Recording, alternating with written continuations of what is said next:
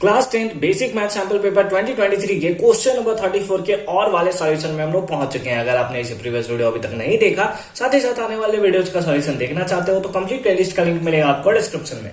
Question number 34 का और का क्वेश्चन है, Ramesh made a bird bath, है ना। रमेश जो है एक बर्ड बाथ बनाता है, यानी पंछी को नहाने के लिए कुछ बनाता है, ठीक है। For his garden in the shape of the cylinder, ये आपको जो दिख रहा है ये सिलेंडर के शेप का है, विथ अ हेमिस्फेरिकल डिप्रेशन, और इसके अंदर क्या है, एक हेमिस्फेरिकल डिप्रेशन बनाया गया है एट वन एंड, ठीक है, वन एंड पे बनाया गया है।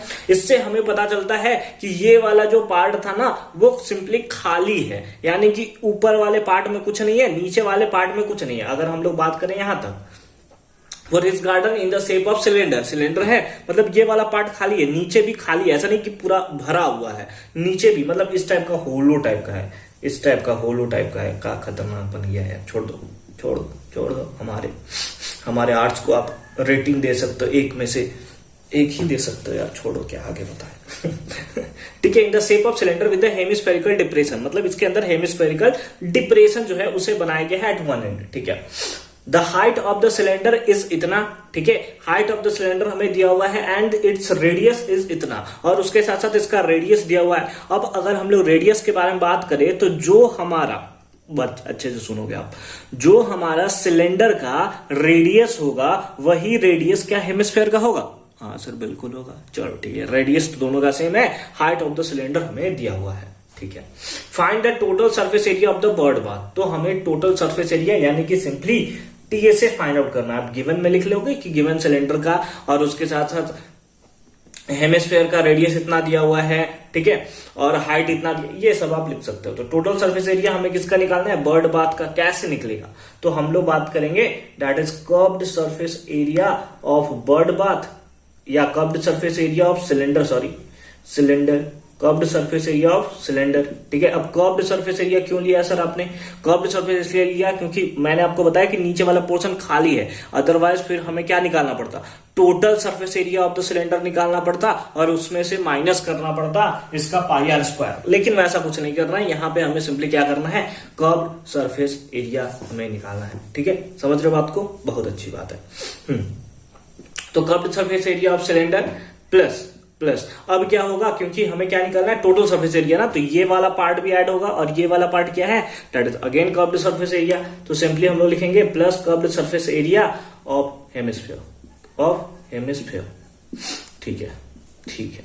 फॉर्मूला एक बार लिख लिया जाए, curved surface area of cylinder कितना होता है? That is 2 pi R H, plus curved surface area of hemisphere क्या होता है? 2 पाई आर स्क्वायर। क्या होता है? 2 पाई आर स्क्वायर। क्या दोनों का रेडियस सेम है? हाँ बिल्कुल, दोनों का रेडियस 30 सेंटीमीटर हमें देखने को मिल रहा है। तो 2 पाई दोनों के पास है कॉमन, आर क्योंकि दोनों का सेम है, आर भी हमने ले लिया कॉमन। तो यहां से क्या बचा? एच, प्लस यहां पे क्या बचा? That is R. क्या बचा?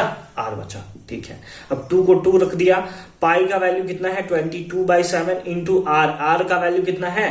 That is 30 centimetre. लेकिन जो हाइट दिया वो मीटर में दिया हुआ है, तो ऐसा करते हैं ना कि आंसर भी हम लोग मीटर में ही निकाल लेते हैं। तो 30 को सिंपली हम लोग किससे डिवाइड दे देंगे? 100 से डिवाइड दे देंगे, यानी कि 0.3, ये क्या? मीटर।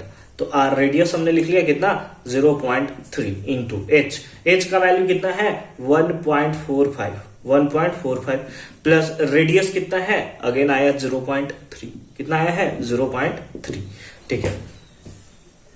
हाँ, हम लोग क्या कर सकते हैं? 22 जा 44 into 0.3 divided by 7 into add कर दो तो कितना होगा? दैट इज 1.75 कैंसिल करेंगे तो कितना आ जाएगा? 0.2 और 5 कितना आएगा? 0.25, ठीक है। अच्छी बात है।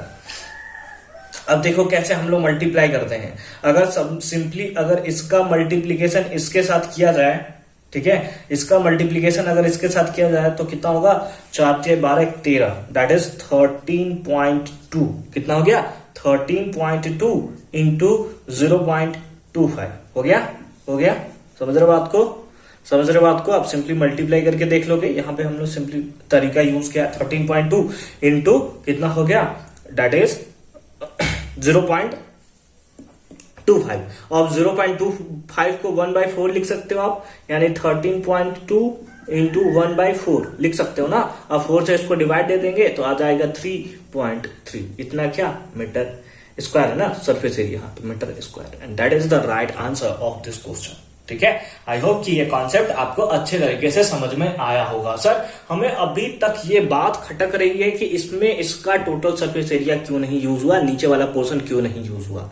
नीचे वाला पोर्शन जो है वो होलो है, खाली है। सर ऐसा तो कहीं मेंशन नहीं है, आप याद कर सकते हो, ये एनसीईआरटी का क्वेश्चन है। ठीक है, एनसीईआरटी का क्वेश्चन है, हालांकि इसको मेंशन करना चाहिए था कि ये होलो है, या फिर हम लोग इसका मतलब क्या बोल सकते हैं कि ये वाला पार्ट जो है होलो है, जिसके कारण इसका हम लोग नहीं यूज कर रहे हैं। अगर आप आंसर देखोगे तो आंसर यही है, और एनसीईआरटी में भी आंसर यही है, उसके अकॉर्डिंग मैच करता है ये आंसर। लेकिन सर फिर भी ये तो ऐड होना चाहिए था। ठीक है, तो आप सिंपली क्या कर सकते हो कि ये क्वेश्चन ही याद कर सकते हो।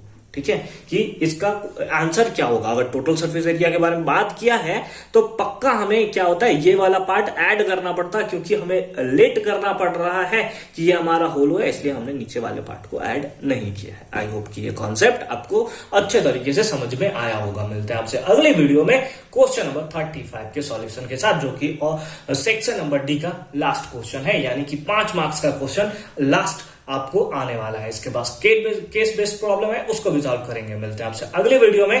कंप्लीट प्लेलिस्ट का लिंक मिलेगा आपको डिस्क्रिप्शन में।